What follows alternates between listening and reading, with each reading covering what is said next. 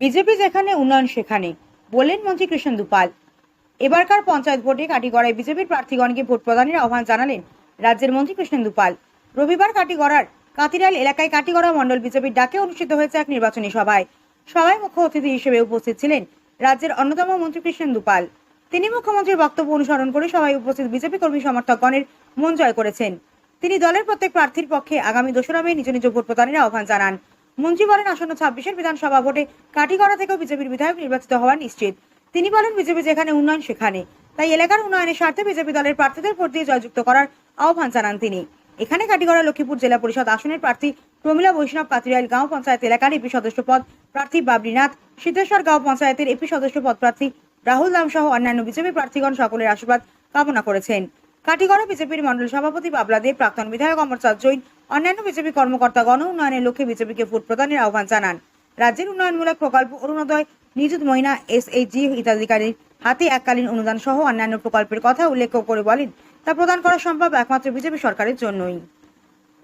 প্রত্যেকটা জেলা পরিষদে আমি নির্বাচনী প্রচারে বেরিয়েছি এবং আমি দেখলাম যে কাটিগড়ার সবকটাই বা কাছাড় হোক বা বরাক উপত্যকায় সবকটাতেই ভারতীয় জনতা পার্টির জয় জয়কার হবে।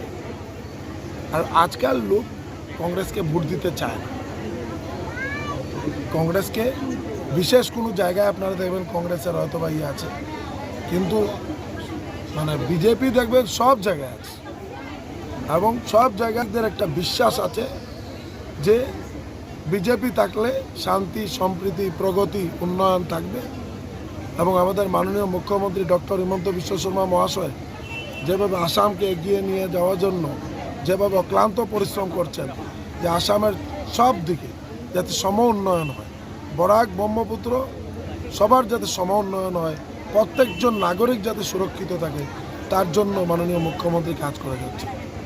তাই এই উন্নয়নের উপর ভিত্তি করে এবং বিকাশের উপর ভিত্তি করে সমগ্র আসামের নাগরিকরা ভারতীয় জনতা পার্টির উপর আস্থা রাখছেন, এটা আমার বিশ্বাস। 11 তারিখ আপনারা যে সময় কাউন্টিং হবে তখন দেখবেন যে কংগ্রেস ব্রহ্মপুত্র আর বরাক নদী দিয়ে বাংলাদেশ চলে যাবে।